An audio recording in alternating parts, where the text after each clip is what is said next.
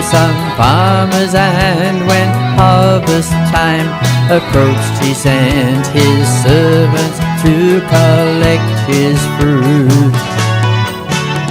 The tenants seized his servants, beating one and killing two.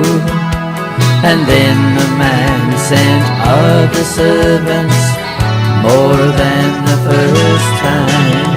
The tenants treated these servants in the same way. So the man sent his son, saying, "They'll respect my son." But when the tenants saw the son, they said, "This is the heir. Come, let's kill him and we'll take his inheritance." And so the tenants took the son, the heir, and threw him out of the vineyard, and they killed him for his inheritance. My dear friends, today we are in the 27th Sunday of the ordinary season. I remember a story which I read, in which once a successful king was living his last days of his life, and he was very happy. He had only son who was equally good. Once this prince went out to see his people. To his utter surprise, he saw most of his people were unhappy, were poor, were uneducated.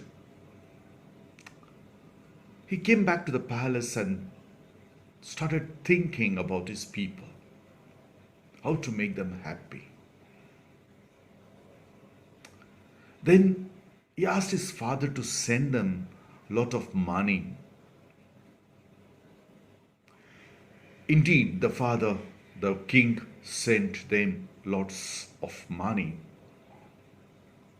After a month, when again the prince visited them, their situation was the same. There was no much change in them. Therefore, he asked the king to send some teachers, some social workers, to teach them, to educate them, to live a happy life. However, nothing changed. Then finally, the king himself went and stayed with his people and began to teach them actually what is happiness, to develop them.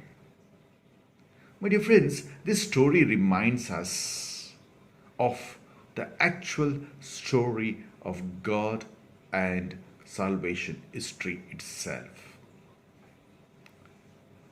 And we find in today's liturgy a reflection of a similar incident in the Bible.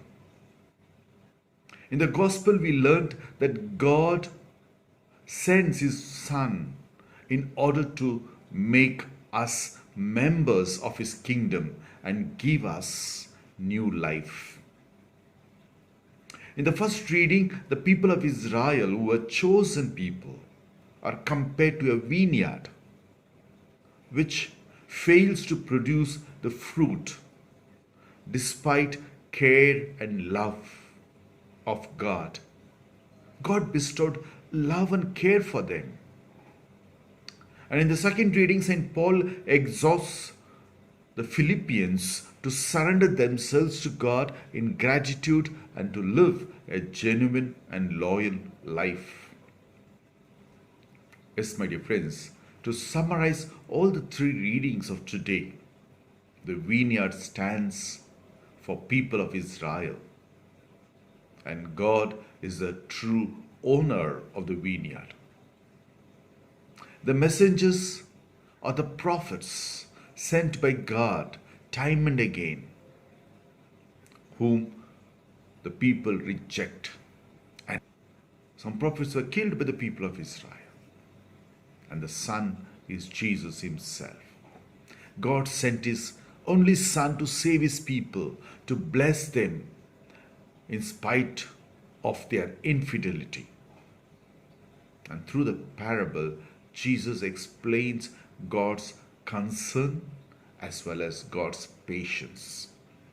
My dear friends, throughout history, many emperors like Julian, Emperor Nero, wanted to wipe out Christianity from this earth.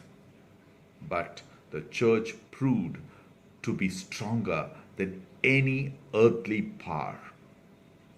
For Jesus is the cornerstone of the church.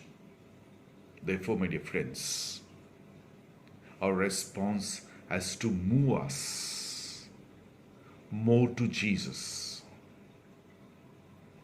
As we partake in the Eucharist, maybe Sunday or daily, our daily life should synchronize with the Eucharist that we celebrate, where we can be instruments in the hand of God to make our nation, our world, a better place for all people to live in.